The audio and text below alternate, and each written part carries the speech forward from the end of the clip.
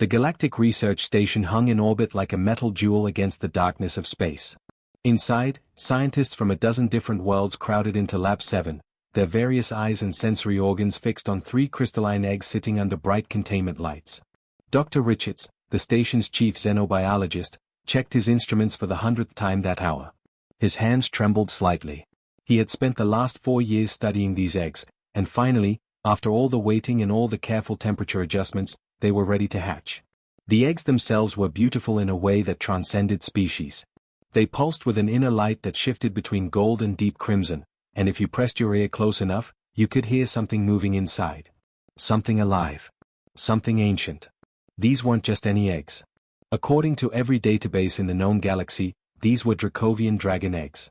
The species had been extinct for over 3,000 years, wiped out in some long-forgotten war that predated most modern civilizations. Finding these eggs on that abandoned moon had been the discovery of the century. The first crack appeared at exactly 0300 station time. A thin line of light split across the largest egg's surface, and the entire room fell silent. Even the translator devices seemed to hold their breath. Then another crack. And another. The egg shuddered, pieces of crystalline shell falling away to reveal something moving underneath. What emerged made Dr. Richard step back involuntarily. The hatchling was small, maybe the size of a house cat, but it radiated presence. Its scales were like nothing he had ever seen, shifting through colors so quickly they almost hurt to look at. The creature's eyes opened, vertical pupils contracting in the bright lab lights, and it opened its mouth to reveal rows of tiny, razor-sharp teeth. Then it screamed. The sound was unlike anything the assembled scientists had heard before. It hit something primal in every brain, some ancient alarm system that said predator in a language older than words. Half the observers stumbled backward. The second egg cracked open, then the third. Within 30 seconds, 3 dragon hatchlings stood on the examination table, their scales flashing an angry, aggressive red. Dr. Richards reached for the feeding mechanism, moving slowly and carefully. He had prepared for this moment. He knew hatchlings would be frightened and defensive. But the moment his hand came within 2 feet of the nearest creature, it struck like a viper. Its teeth punched through his reinforced glove and into his flesh. He yanked his hand back with a shout, blood already dripping from 3 deep puncture wounds. The other scientists tried to help. Dr. Morgan activated a small security drone, hoping to gently herd the hatchlings into a more secure containment area.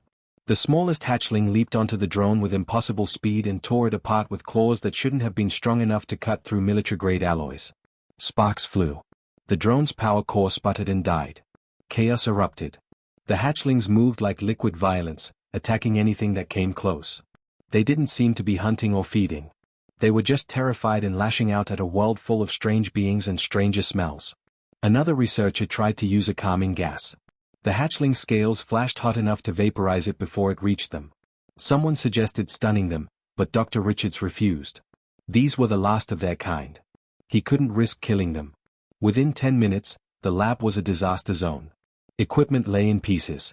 3 scientists were in the medical bay getting treated for bites and cuts.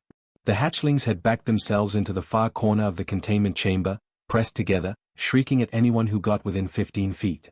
Their scales pulsed between angry red and fearful orange, colors that spoke of panic in any species' language. Station security sealed the lab and called for specialized containment teams. Commander Phillips wanted the creatures sedated immediately, before they hurt anyone else or damaged more equipment. Dr. Richards argued for more time, but even he was running out of ideas. The hatchlings were babies, yes, but they were also the most dangerous babies anyone had ever seen.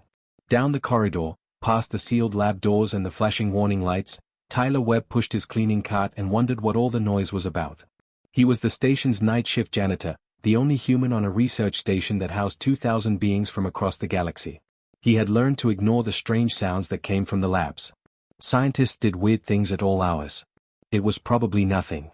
He had no idea that everything was about to change. Tyler Webb had finished mopping the east corridor when he heard the commotion. Even through the thick lab doors, he could hear people shouting, alarms beeping, and underneath it all, a sound that made his skin prickle.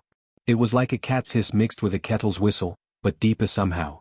More threatening. He should have kept walking. That was the smart thing to do. Tyler was a janitor, not a scientist.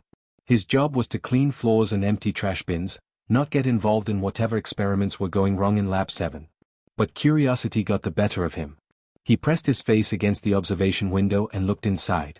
3 small creatures were backed into the corner, their scales flashing angry red. They looked terrified. Around them, broken equipment sparked and hissed. Tyler could see blood on the floor. Through the intercom, he heard Dr. Richards arguing with Commander Phillips about sedation protocols and containment procedures. Nobody seemed to be actually helping the creatures. They were just standing around, keeping their distance, treating them like dangerous weapons instead of scared babies. And they were babies. Tyler could see that clearly. The way they huddled together, the way their eyes darted around looking for threats, the way they made themselves as small as possible in that corner. He had grown up on a farm in Nebraska before joining the station's service crew. He had seen plenty of scared animals in his time. These creatures, whatever they were, had the same look his barn cats used to get when a thunderstorm rolled through. Tyler made a decision. Probably a stupid one, but he made it anyway. He keyed in his maintenance override code and the containment chamber door hissed open. Immediately, voices erupted over the intercom. Dr. Richards was shouting something about protocol. Commander Phillips was ordering him to exit immediately. Someone else was yelling about insurance liability. Tyler ignored all of them. He stepped inside and let the door seal behind him. The 3 hatchlings spun toward him instantly. Their scales flashed from red to something even darker, almost black. They hissed in unison, a sound that made Tyler's hindbrain scream at him to run. Their tiny bodies tensed, ready to spring. He could see their claws extending, each one sharp enough to slice through his coveralls like paper. But Tyler didn't run. He didn't even flinch. Instead, he did something that probably looked insane to everyone watching through the observation glass. He sat down on the floor, right there in the middle of the chamber, and crossed his legs like he was getting ready for story time at the library. The hatchlings froze, confused by this bizarre behavior. Every other creature that had approached them came with hands reaching, with tools extended, with the smell of fear and aggression. This one just sat there. Just existed in their space without demanding anything. Tyler started humming. It was an old tune his mother used to sing when he was little and couldn't sleep. Nothing fancy, just a simple melody without words. He had no idea if alien dragon creatures could even hear music the way humans did, but it didn't matter. The humming was as much for him as for them. It kept him calm. It gave him something to focus on besides the very real possibility that he was about to get shredded by claws and teeth. The hatchlings tilted their heads, their movements eerily synchronized. Their scales began to shift, the angry black fading to dark red, then to a lighter orange. They were still wary, still defensive, but the immediate threat display had stopped. They were listening. Tyler kept humming. He didn't make eye contact, didn't reach out, didn't do anything that might trigger an attack. He just sat there, patient and still, while his heart beat steady in his chest. He thought about those barn cats again. How you couldn't force them to trust you. How you had to let them come to you on their own terms. How the secret was just being a calm, non-threatening presence in their world until they decided you were safe. Minutes passed. Through the observation window, he could see scientists frantically taking notes. The intercom had gone silent. Everyone was watching. The smallest hatchling moved first. It took one cautious step forward, then another. Its scales were cycling through colors Tyler had never seen before. Pale gold mixed with soft blue. The creature's nose twitched, taking in Tyler's scent. It moved closer. Closer. Close enough that Tyler could see his reflection in its vertical slitted eyes. Then it did something no one expected. It climbed onto his knee. The other 2 hatchlings watched their sibling for a moment, then followed. Within 5 minutes, all 3 dragon hatchlings were curled up on Tyler's lap, their small bodies pressed together like a pile of puppies. Their scales had settled into a soft, iridescent green that seemed to pulse with their breathing. They made a sound Tyler had never heard before. Low and rumbling, like distant thunder, but somehow peaceful. Content. Tyler kept humming, afraid to move, afraid to break whatever spell had just been cast. Through the glass, he could see Dr. Richards with his mouth hanging open. Commander Phillips looked like someone had just rewritten the laws of physics in front of him. Everyone was staring at the impossible scene playing out in the containment chamber. A human janitor, the lowest-ranked person on the entire station, had just done what trained xenobiologists with decades of experience could not. He had made first contact with the last dragons in the universe. And all it took was sitting down, staying calm, and humming an old Earth lullaby. 2 weeks changed everything on the station. Tyler's quiet life as a night shift janitor became something completely different, though he still pushed his cleaning cart through the corridors every evening. The difference was that now 3 dragon hatchlings followed him everywhere he went. The science team had tried to take over their care, of course. Dr. Richards assembled the best xenobiologists in the sector and created detailed feeding schedules, climate-controlled habitats, and enrichment programs. But the hatchlings wanted nothing to do with any of it. The first time Tyler left the lab after his shift ended, the creatures started shrieking. Not the angry, defensive sounds from when they first hatched, but something worse. Something that sounded like grief. The sound carried through the entire station. People covered their ears. Sensitive equipment malfunctioned. Commander Phillips called Tyler back from his quarters after just 20 minutes, practically begging him to return to the lab. The moment Tyler walked through the door, the shrieking stopped. The hatchlings rushed to him, climbing up his legs and settling onto his shoulders like they belonged there. Dr. Richards tried everything he could think of to break the bond. He collected samples of Tyler's clothing and left them in the habitat, hoping the scent would comfort the creatures when the human wasn't around. It didn't work. They ignored the fabric completely. He recorded hours of Tyler's voice and played it back through speakers.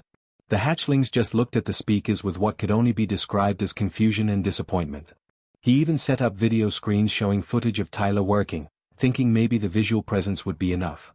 The creatures walked right past the screens without a second glance. Nothing worked. The hatchlings knew the difference between the real Tyler and any substitute the scientists could create. It was like they could sense something about him that technology couldn't replicate. Maybe it was his heartbeat or his body temperature or some combination of factors that no instrument could measure. Whatever it was, the message was clear. They needed Tyler.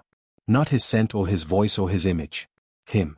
Station administration had to completely rework Tyler's schedule. He couldn't work regular maintenance shifts anymore because the hatchlings had to stay in Lab 7 for observation and testing. So Tyler moved into a small quarters attached to the lab. He slept on a cot while 3 dragons curled up on his chest. He ate his meals at the observation desk while they played with his shoelaces. He read books while they dozed in his lap, their scales shifting through gentle colors that reminded him of sunsets back on Earth. The scientists studied this phenomenon obsessively. Dr. Richards published 3 papers in 2 weeks about human-dragon bonding. Researchers from across the galaxy sent requests to visit the station and observe Tyler's interaction with the creatures. The university that funded the research station suddenly had more grant money than they knew what to do with. Everyone wanted to understand how a species that had been extinct for 3,000 years had chosen a human janitor as their guardian. But then things started going wrong. It began with the smallest hatchling. Tyler noticed it first because he spent more time with them than anyone else. The creature's scales, which normally shimmered with vibrant colors, started looking dull. Flat. Like someone had drained the color out of a photograph. Then the other 2 started showing the same symptoms. Their scales faded from brilliant golds and reds to a lifeless gray that reminded Tyler of ash. They stopped playing. They barely ate, even when Tyler hand-fed them their favorite foods.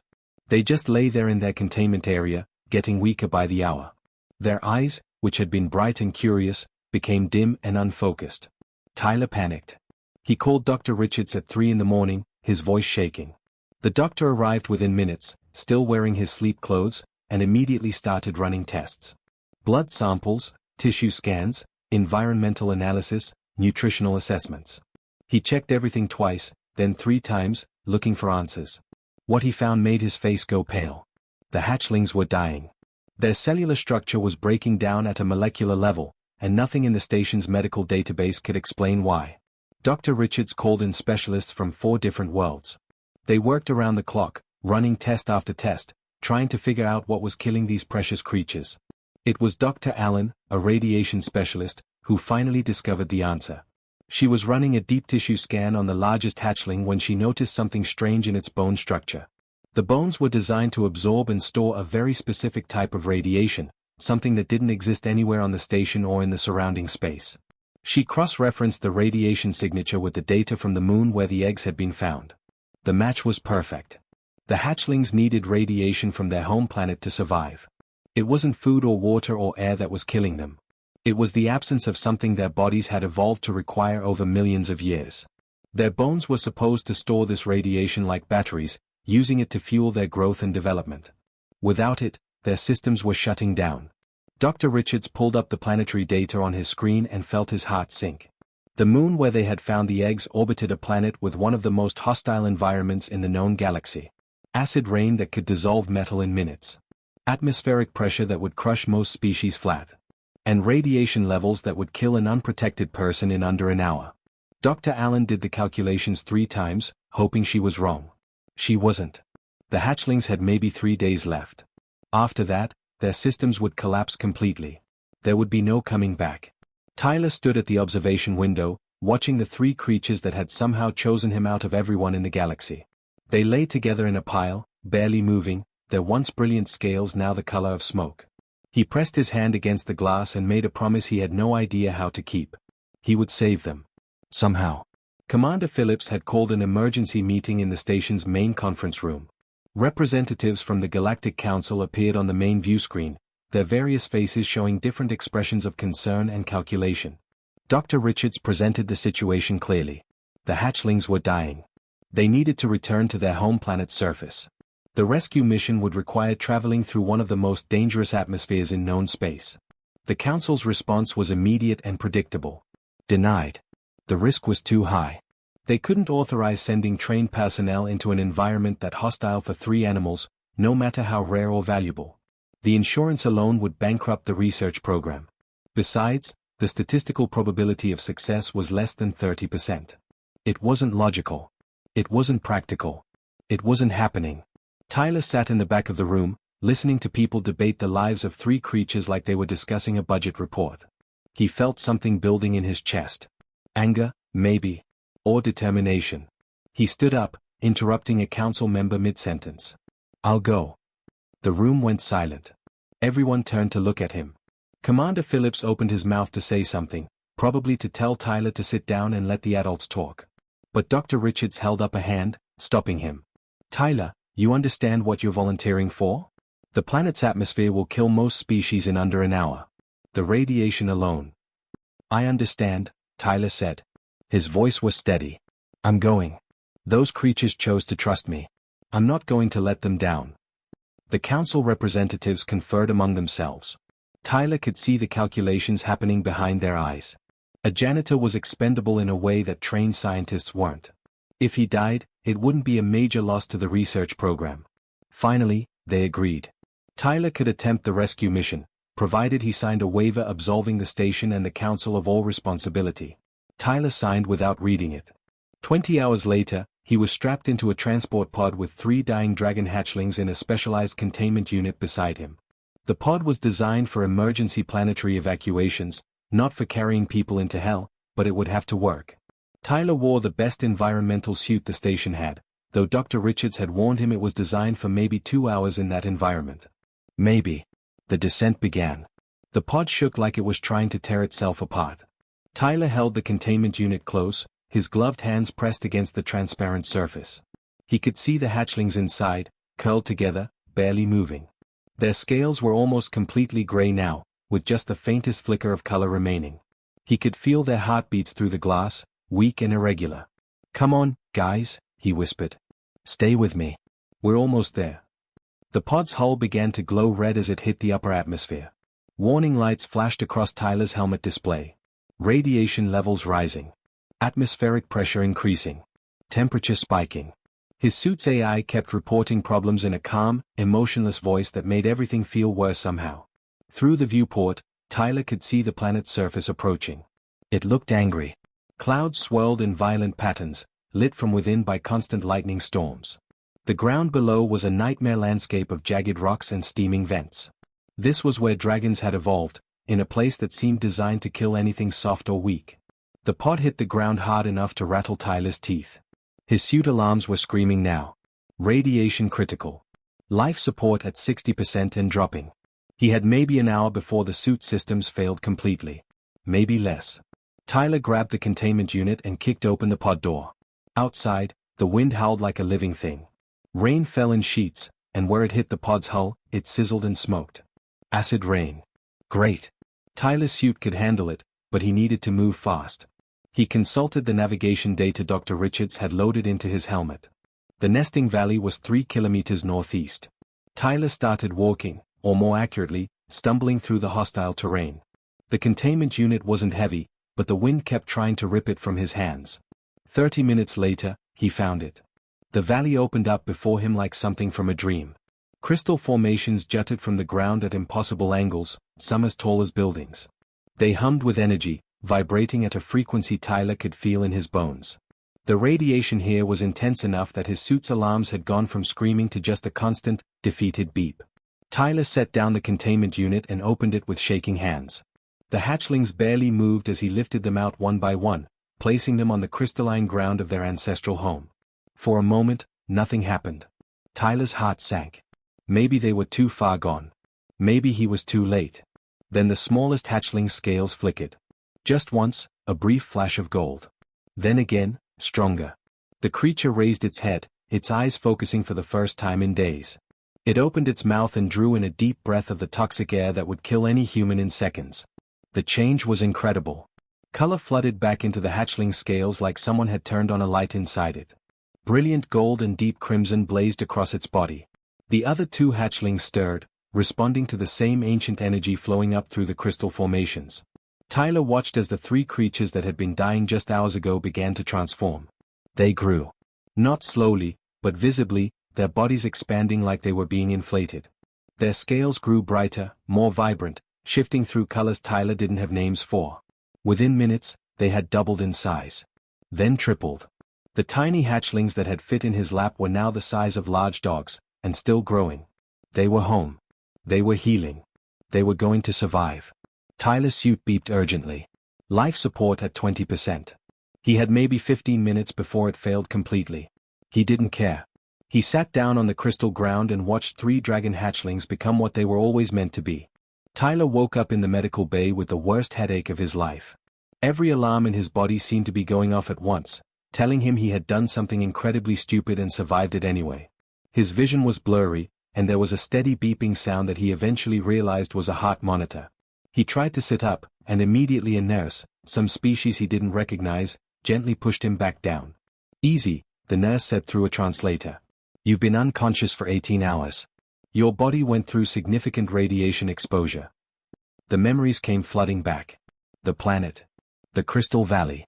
The hatchlings. Tyler jerked up again, this time fighting against the nurse's restraining hand. "The dragons," he croaked. "Are they?"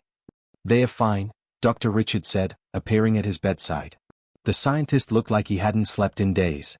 "More than fine, actually. Tyler, they saved your life." The story came out in pieces as Tyler recovered. His environmental suit had failed exactly when the calculations predicted it would, about 15 minutes after he placed the hatchlings on the crystal ground. The radiation and toxic atmosphere should have killed him within 20 minutes. But it didn't. Because the hatchlings, no longer hatchlings, really, but juvenile dragons, had done something incredible. They had surrounded him. Their bodies, now fully charged with their planet's unique radiation, created some kind of protective field. The old text that Dr. Richards had studied mentioned something called a symbiotic shield, but everyone thought it was mythology. A story that ancient dragon riders told to make themselves sound more important. But it wasn't a myth.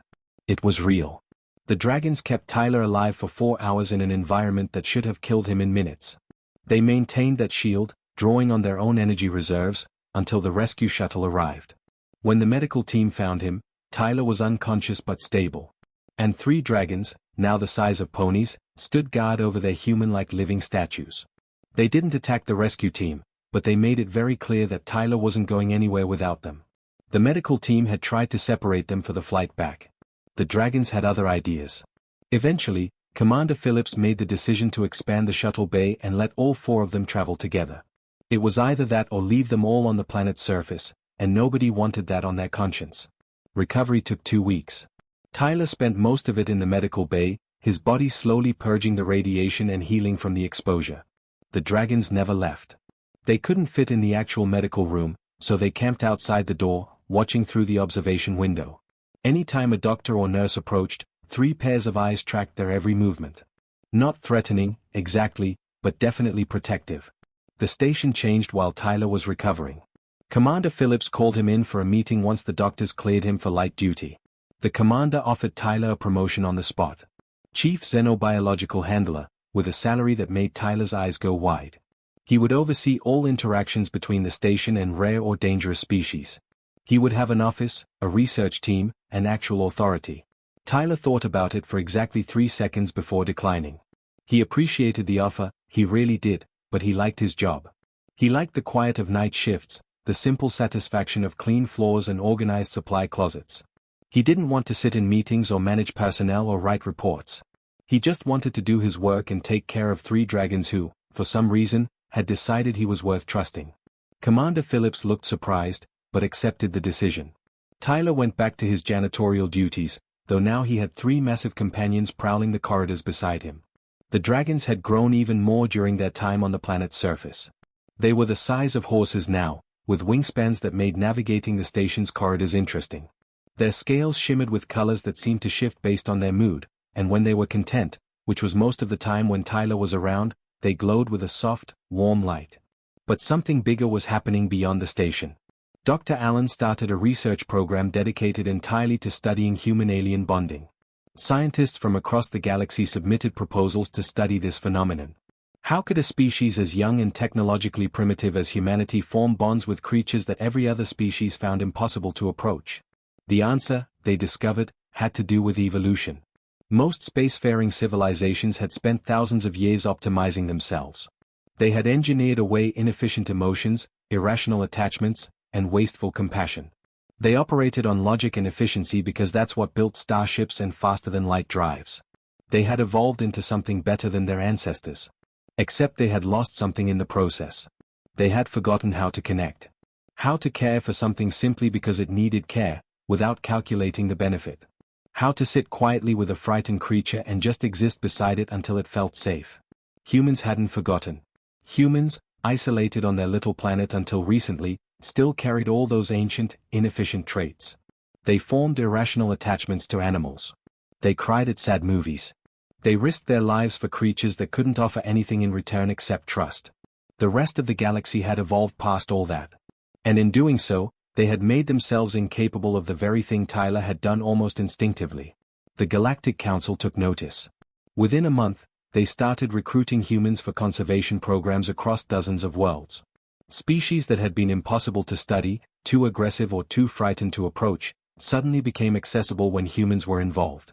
Not all humans had Tyler's gift, but enough did. Enough to make a difference.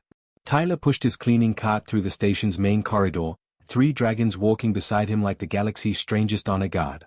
Other species gave them plenty of space, but they approached more readily now. The dragons allowed it, as long as Tyler was present. As long as their human was there. The galaxy had built itself on logic and efficiency.